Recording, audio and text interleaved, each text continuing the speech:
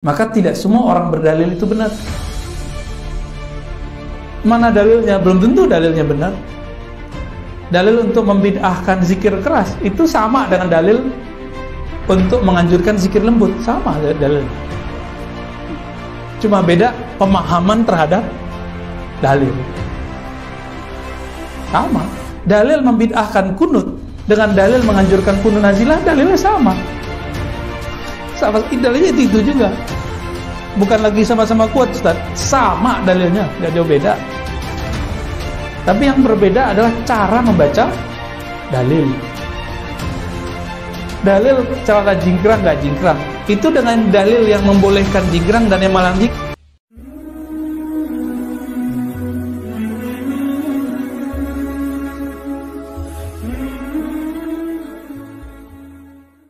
Nah, ini yang lagi dihadapi oleh Buya Bobi ini. Persoalan munculnya gerakan-gerakan yang suka membid'ahkan dua-duanya itu. Muhammadiyah dibid'ahkan, ya, Tarbiyah Islamiyah NU dibid'ahkan. Tahulah kelompoknya, ya. Yang udah paham lah, yang enggak tanya nanti ke Buya. Jadi mana yang benar, Ustaz? Waduh, pertanyaannya mana yang benar, Pak? Yang imamnya pahamnya begini-begini, ini pahamnya kan paham kan? Yang benar kan cuma Allah, Pak. Yang benarnya lah yang kita ganti. Yang benar kan cuma Allah. Ya, nah ini kata benar nih hati-hati loh, Pak. Dalam Al-Quran kebenaran itu bahasa Arabnya al-haq. Al-haqqu min rabbika fala takunanna minal mumtari. Al-haq itu dari Allah. Maka kamu jangan ragu. Oh, mohon maaf bapak-bapak yang di belakang ya, kamu tidak bisa muter-muter.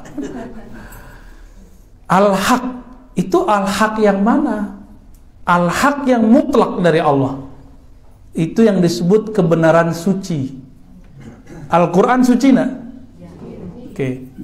Bapak ibu baca buku terjemahan Quran atau baca kitab? Ambo baca kitab. Hasil baca kitab kita bisa beda nggak? Loh, katanya Al-Quran benar, kok bisa beda? Karena kemampuan Bapak Ibu, mungkin Bapak Ibu sudah ngaji 30 tahun, saya baru 5 tahun misalnya. Bisa beda nggak? Bisa beda. Maka benar yang itu bukan disebut al-haq, disebut as-sawab. Jadi kita sering nyebut wallahu a'lam bis-sawab. Nah itu mana yang benar? Semuanya benar Pak di situ. Imam Syafi'i benar, Imam Ahmad benar, Imam Malik benar, Syekh Sulaiman Rasuli benar Pak, Syekh Abdul Karim Amrullah Haji Rasul benar. Tapi benarnya as-sawab. Sawab itu bahasa Arab. Kalau kita mau manah, ada tujuannya. Ada yang mendekati pusatnya, ada yang di luarnya dikit, ada yang begitu. Nah, kemampuan memanah itu kalau sampai disebut musib. Musib itu orang yang sawab. Jadi ketika ada orang merasa dirinya paling benar, dia sudah merasa menjadi Tuhan. Hati-hati nggak? Inilah yang terjadi hari ini. Agen-agen Tuhan. Jualan jadi Tuhan itu. Merasa diri paling benar. Hanya begini yang benar. Kamu belum lahir, sholat udah begini di sini. Nah, ini gawat tuh orang begitu. Ya, kamu belum lahir, ini di sini sudah begitu, nggak boleh dirubah. Ini orang sudah mengkultuskan sesuatu yang nggak perlu dikultuskan. Katanya Islam terbuka, tapi kok dia saklek, kok jumud, tahu jumud, kaku, dan itu banyak fenomena, baik di kalangan kaum tua ataupun kaum muda, sama-sama itu Pak. Jadi mana yang benar? Orang yang beramal dengan dalil dan punya sanad pemahaman yang bersambung kepada Rasulullah, itu yang benar Pak.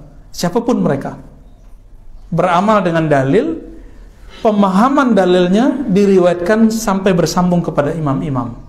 Imam itu kepada Rasulullah Sallallahu Alaihi Wasallam. Maka tidak semua orang berdalil itu benar. Mana dalilnya? Belum tentu dalilnya benar.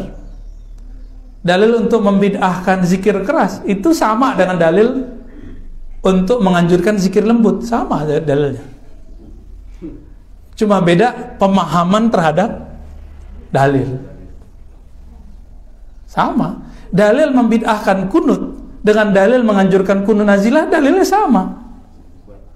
Sama, dalilnya itu juga. Bukan lagi sama-sama kuat, Ustaz. Sama dalilnya, nggak jauh beda.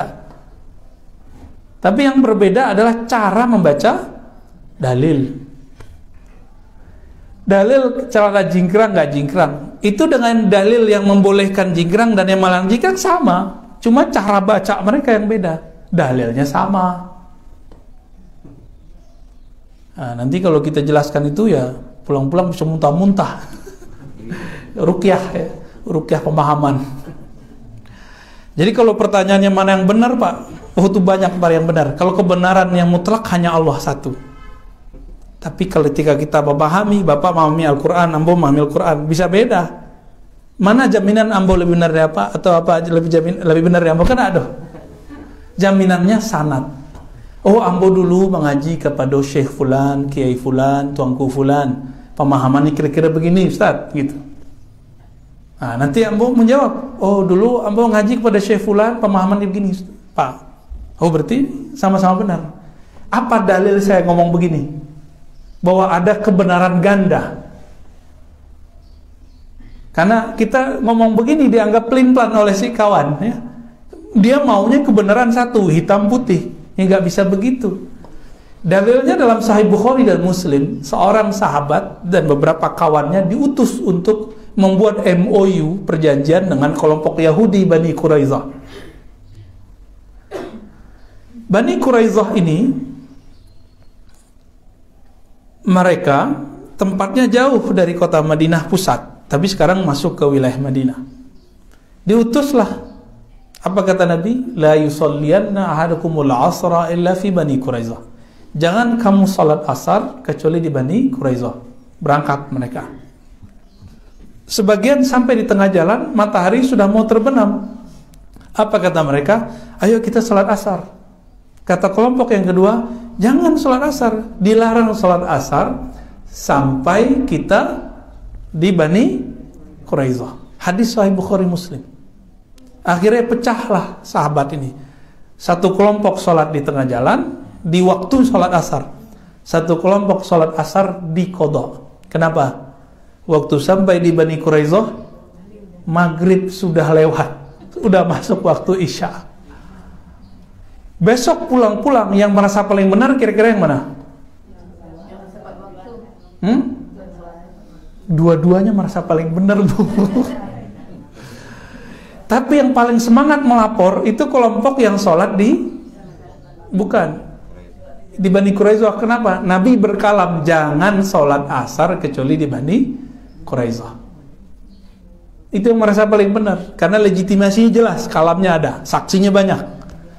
Besok pulang ke Madinah, sampai di Madinah mereka bersemangat melaporkan ingkarnya sahabat yang satu lagi, versi mereka.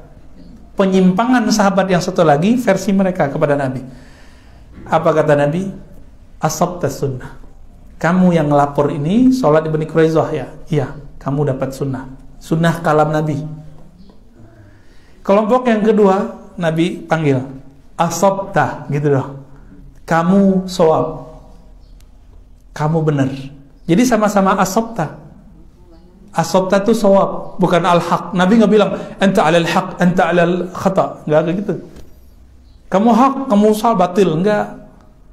Tapi Nabi ngomong, jadi ini kata shawab itu sunnah, kita nyebut begitu. Kebenaran as-shawab disebut juga kebenaran nisbi, bukan kebenaran hakiki. Itu sunnah. Jadi nggak boleh sesuatu yang pemahamannya bisa dikembangkan lalu kita kemudian patok satu. Kira-kira gitu jawaban Bapak. Ya, semoga bisa dipahami. Ya, diterima terserah. Tapi yang penting bisa dipahami. Ya.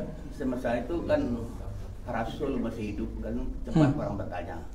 Kalau sekarang kita kan pemahaman itu imam-imam itu kan banyak juga kita pendapat-pendapat tuh yang meragukan kita kan. Kalau Al-Quran dan hadis saja kita pedoman bagaimana? Canggih sekali itu Pak. Imam-imam banyak, bingung kan gitu Pak ya? Iya. Ah, ini cara masuk kelompok baru yang ingin merusak Islam. Logika-logika itu masuk ke Bapak. Mohon maaf Pak ya. Gak usah ikut imam, ribet, susah, pusing, kan gitu. Langsung saja pakai Quran dan Sunnah. Ambo tanya, Quran itu sampai ke Bapak Ibu pakai imam nggak? Atau lewat hantu? Atau dikirim lewat paket dari Rasulullah dari alam gaib? Di WA? Bisa nggak? Sementara Jibril. Tunggu dulu Pak. Hadis Sahih Bukhari. Imam Bukhari itu ketemu Nabi nggak Pak? Imam Bukhari lahir tadi tahun 194. Beliau untuk dapat hadis Nabi harus berguru ke 1.700 orang.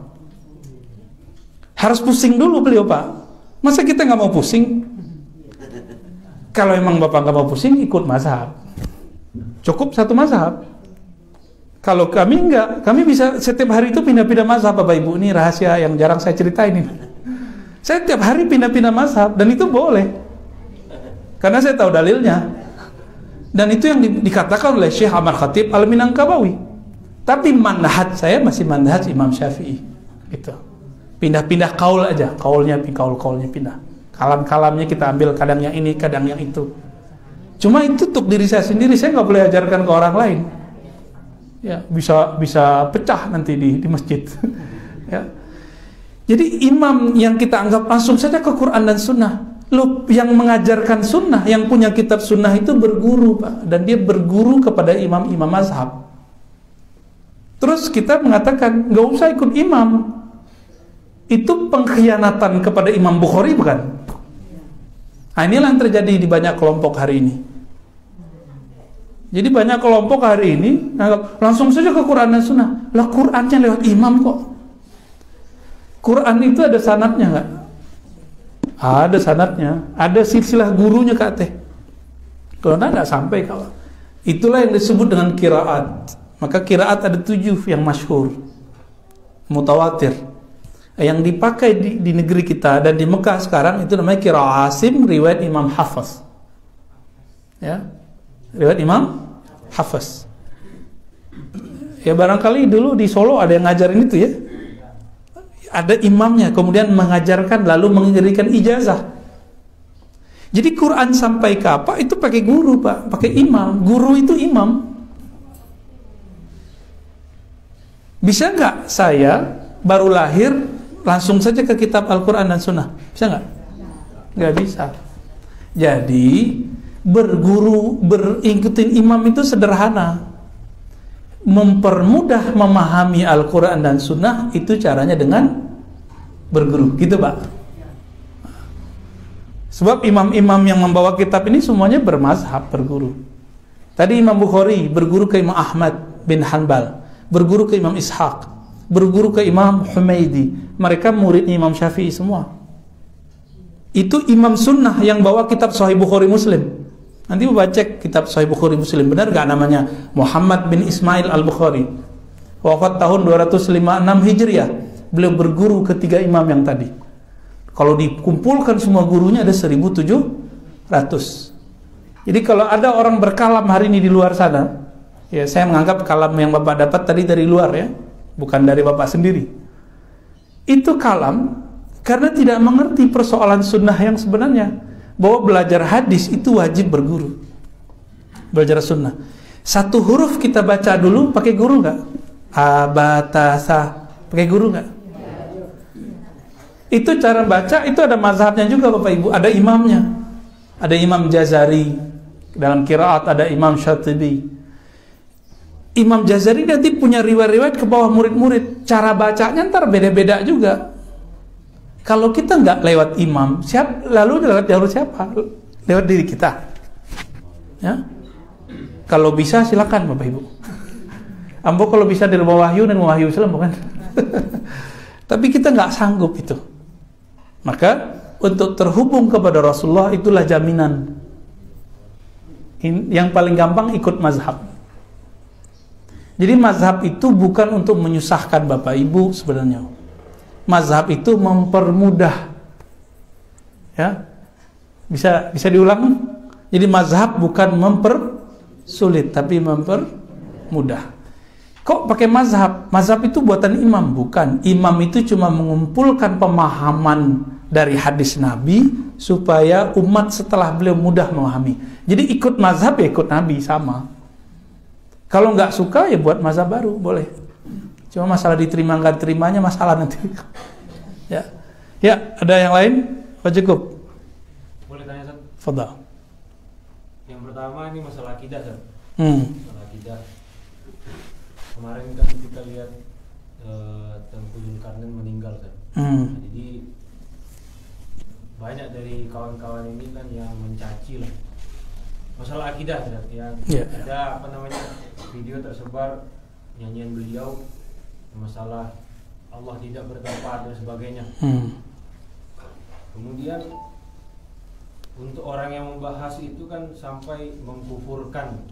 Ada orang yang mengkufurkan misalnya akidah Asy'ari. Nah, terus bagaimana nasib kita yang belum pernah bertanya tentang itu, hanya mengimani Allah itu ada? Iya. Nah, jadi akhirnya apakah memang nanti kita itu akan ditanya gitu, kamu misalnya masalah istiwa gitu. Kan sekarang kan ada dua pemahaman lah yang kita tahu gitu kan. Istiwa segala macam itu udah sebagai kunci bahwasanya manhajnya apa gitu. Kalau sekarang Allah di atas aras, padahal itu sepakat akidah Asy'ari adalah akidah Ahlussunnah wal Jamaah. Tapi yang Ustaz bilang tadi, ada sekarang orang ini cepat sekali mereka sanad gurunya tidak jelas, al-isnad minad din. Itu yang pertama. Yang kedua, yang ini Anda nggak tahu apakah ini hadis atau qaul ulama yang inna hadzal ilm din. Nah, itu bagaimana mensikapinya gitu? Bagaimana mensikapinya? Ambillah ilmu itu dari aman ta'khudhu dinakum itu ya, Ustaz ya. Fansuru aman ta'khudhu dinakum. Ya. Nah, jadi yang masalah akidah tadi yang pertama, apakah itu memang harus kita pelajari gitu? Kita ini berakidah apa, misalkan nanti akidah Asy'ari atau soalnya itu udah sampai mengkufur-kufurkan. Kalau kita lihat, masa ada seorang muslim yang meninggal tapi masih juga dicaci. Nah, masalah tidak boleh berguru ini, kamu hanya boleh berguru dengan ustaz-ustaz ini saja, ini udah ada rekomendasinya ini. Nah, ini ustaz-ustaznya yang manhajnya sudah benar, itu bagaimana gitu? Panitia surga. Baik. Taib, Allah yarham ya Tengku. Semoga itu pertanda akhir yang baik ketika beliau sebelum meninggal merilis lagu Aswaja, ya, nasyid Aswaja Ahlussunnah wal Jamaah. Bapak Ibu, yang wajib untuk seorang muslim adalah bersyahadat la ilaha illallah Muhammadur Rasulullah. Itu yang wajib. Lalu pemahaman detailnya cukup dengan kul huwallahu ahad, Allahus samad, lam yalid wa lam yulad wa lam yakul lahu kufuwan ahad. Mati dalam itu, insyaallah mati dalam keadaan beriman. Tapi kalau masuk ke ranah keilmuan, la ilaha illallah, kul huwallahu ahad, itu ada ulama yang menjelaskannya. Apa maknanya itu? Dalam perjalanan itu muncullah kemudian pemahaman-pemahaman yang beragam. Dan itu sudah keniscayaan, udah keharusan. Memang dari sononya sudah begitu. Dari sananya sudah ditakdirkan umat ini begitu. Jadi nggak usah disesali. Umat kita akan berbeda-beda dan berpecah belah. Karena Nabi sendiri yang ngomong, Pak. Sataftariku ummati ala salasi wa sab'ina firqah. Umatku akan terpecah jadi 73. Makanya saya tidak pernah berusaha menyatukan umat. Saya cuma mengislah. Islah itu mencari titik temu. Sehingga kemudian saling faham. Kita nggak bisa mempertemukan umat. Palestinanya udah beda-beda, Pak. Di sononya juga beda.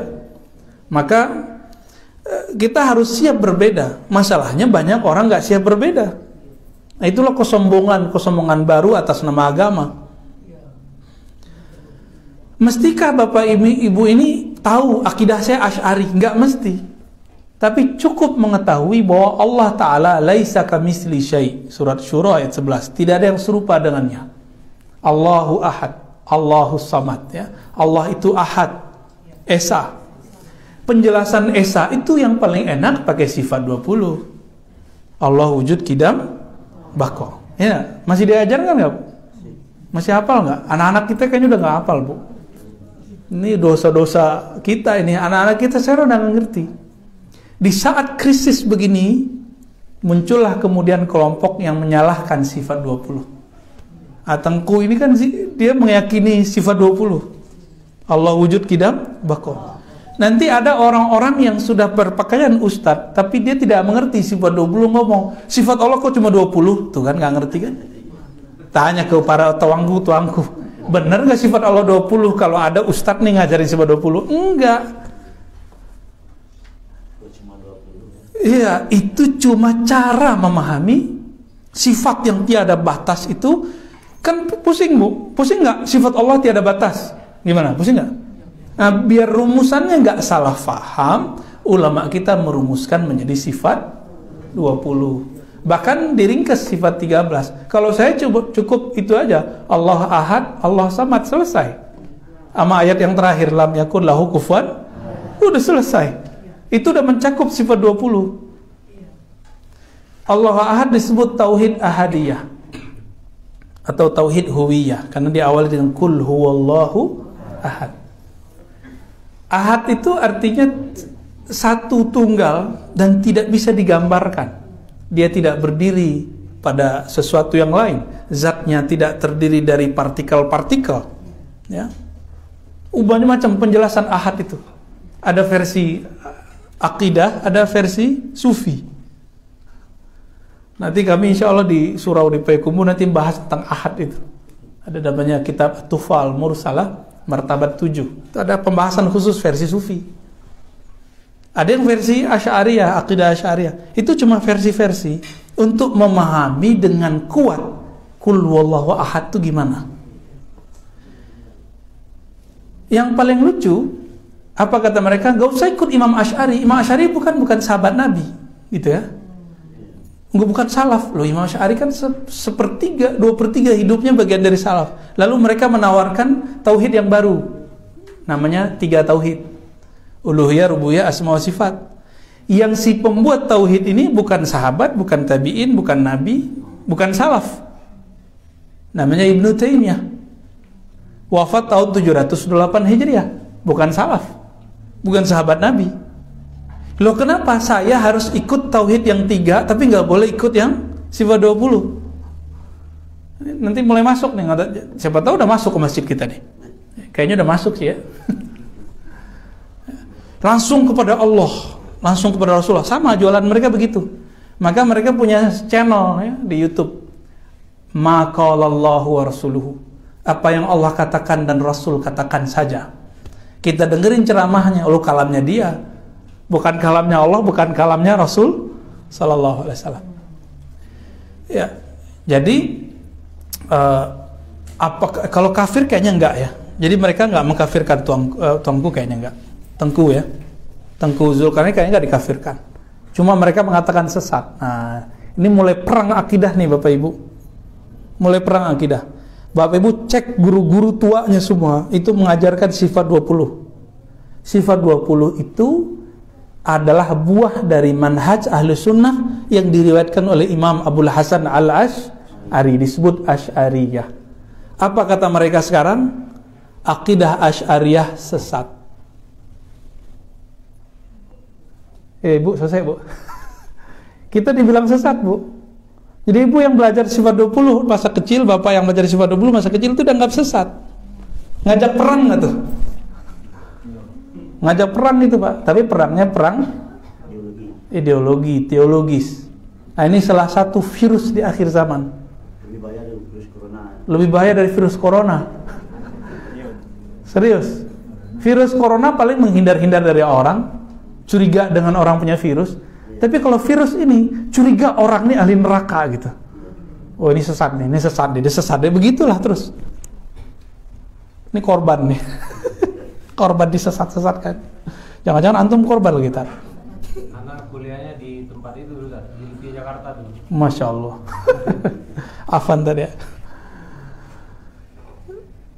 Hitung aja. Ibnu Taimiyah abad ke-8 Hijriah, Imam Asy'ari abad ke-3 dan ke-4 Hijriah. Mana yang lebih dekat ke masa Rasulullah? Imam Asy'ari. Kenapa yang dianggap salaf Ibnu Taimiyah? Ya. Nggak usah pakai dalil-dalil dulu deh. Pakai tahun aja beres. Ya, Imam Asy'ari wafat tahun 324 Hijriah, lahir sekitar tahun 250-an, 25 atau 60. Lebih duluan beliau.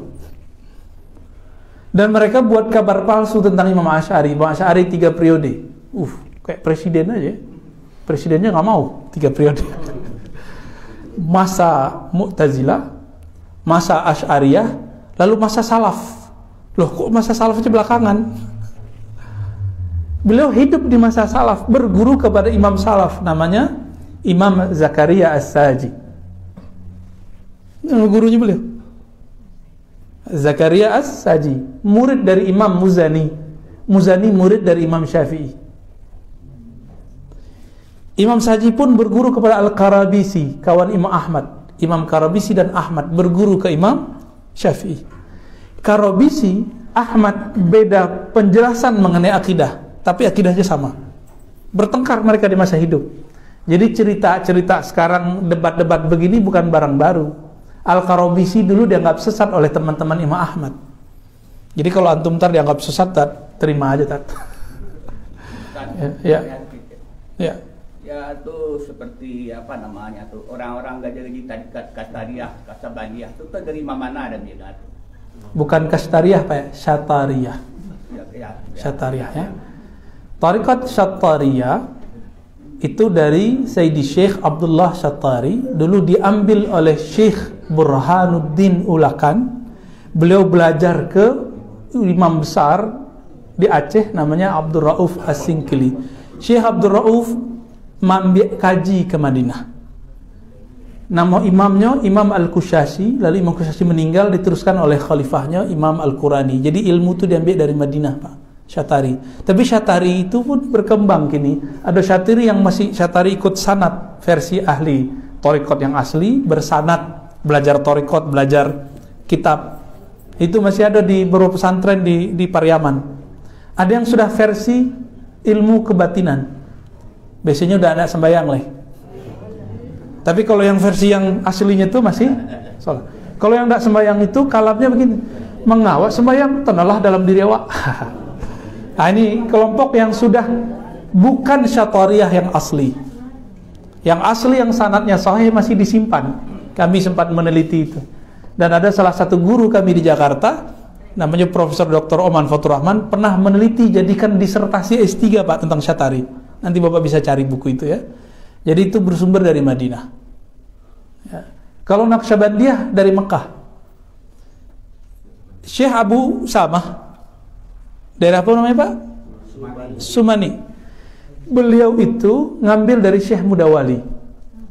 Syekh Mudawali Aceh. Syekh Mudawali punya guru banyak, salah satunya Syekh Abdul Ghani, orang Batu Basure. Banyak gurunya, ada Syekh Hashim ya.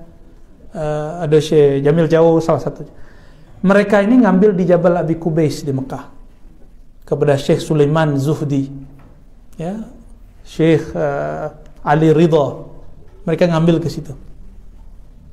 Jadi ngambilnya dari Mekah Pak. Porosnya poros Mekah namanya. Gitu Pak ya. Jadi mereka dulu bersuluk di depan Masjidil Haram Jabal Abi Qubais yang sekarang dijadikan istana oleh keluarga kerajaan.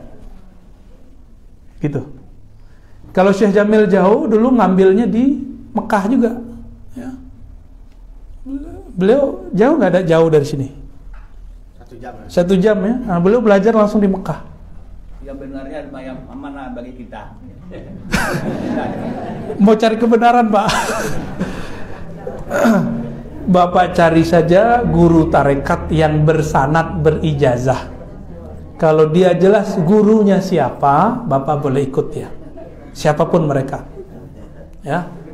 Dan mereka setia kepada akidah Ahlussunnah dan setia kepada mazhab fikih. Saya nggak bisa rincikan Pak.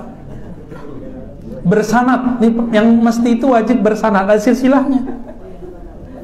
Sebab kalau ngaku-ngaku bisa aja saya kan malam tadi saya bertemu dengan Syekh Fulan, kan bisa aja Pak. itu mungkin benar secara ilham, tapi secara keilmuan kan nggak bisa dibuktikan. Nah, yang kayak gitu bolehlah dihindari ya, biar nggak ragu. Masa beragama ragu? Al-Quran dibuka dengan alif lam mim, lalu dzalikal kitabu la raiba fih. Itulah kitab, tidak ada keraguan. Mulailah beragama dengan mencari guru yang menghilangkan keraguan. Itu mungkin kebenaran yang Pak cari, nak. Udah Ustaz, ya. Oh ya, dikit-dikit lah ya. Ustaz, ini ada yang kelompok yang saya kebetulan saya mengikuti ceramah Ustaz yang di YouTube itu menjawab apa kaum salafi yang saya lihat. Jadi tanya kenapa pemahaman mereka itu seperti ini, kalau tidak semangat boleh kan? Kenapa sampai terkungkung seperti itu? Karena informasi banyak, atau memang ada doktrin yang tidak boleh subhan, tidak boleh subhan, tidak boleh. Ya. Kenapa? Karena kita sendiri bukan dari basic agama, kita bisa cari. Ya, ya. Baik, jawabannya nyambung tadi dengan pertanyaan antum, Ustaz. Jadi tadi itu bukan hadis, tapi perkataan Imam Salaf Muhammad bin Sirin, temannya Hasan al-Basri. Beliau mengatakan, fanzur amman ta'khuzuna dinakum. Perhatikanlah kamu berguru kepada siapa. Nah, kalam ini dijadikan oleh mereka sebagai hujjah untuk tidak boleh berguru kecuali kepada yang sefaham dengan mereka. Ya. Maka kelompok tadi yang antum tanyakan, yang saya bedah di Tangerang ya, kitab Syiah Jum'ah menjawab Salafi Wahabi. Itu mereka punya doktrin tidak boleh berguru kepada selain ustadz mereka. Itu memang karena mereka punya beberapa kitab yang kita cek melarang al-julus ma'alil bid'ah. Duduk bersama al bid'ah dilarang, apalagi ngaji. Jadi ada doktrin begitu. Mereka ambil dari sikap Imam Ahmad, sikap Imam Salaf, tetapi konteksnya sudah berbeda. Dulu imam-imam itu tidak mau bermajelis dengan kelompok namanya Qadariyah yang menolak takdir. Kalam itu diambil, jangan duduk dengan ahli bid'ah, maksudnya kelompok Qadariyah. Mereka pakai sekarang, jangan duduk bersama kelompok bid'ah, yaitu Asy'ariyah, Sufiyah. Bahkan mereka gagal paham, dikira Sufi itu Syiah. Syiah mana ada Sufi? Gak ada Sufi di Syiah. Syiah itu ajarannya irfani, namanya filsafat ketuhanan, ya, falsafah ilahiyah. Kalau di tasawuf itu masuknya ke ahlus sunnah wal jamaah. Jadi memang mereka mendoktrin itu, nggak bisa di ini. Memang mereka doktrin begitu, dan teksnya sudah banyak. Termasuk pimpinan-pimpinan yang sekarang itu nulis di buku-buku mereka begitu. Kalau ada jamaahnya bilang nggak ada, itu dia nggak ngerti gurunya berarti. Memang doktrinnya. Ya. Hati-hati aja ya. Kalau Bapak Ibu kan masih dengar macam-macam ya. Siapa aja guru didengerin ya. Memang begitu seharusnya. Ya kan ahlus sunnah yang penting. Khalas, udah. Udah ya. Lah tuh ya. Udah 6:30 lewat 10 ya. Kira-kira itu dari kami. Mohon maaf kalau ada salah dan kurang. Semoga silaturahmi ini diridhoi oleh Allah Subhanahu wa taala. Amin ya rabbal alamin. Assalamualaikum warahmatullahi wabarakatuh. Kayak kumpul Bukit Tinggi. Campur.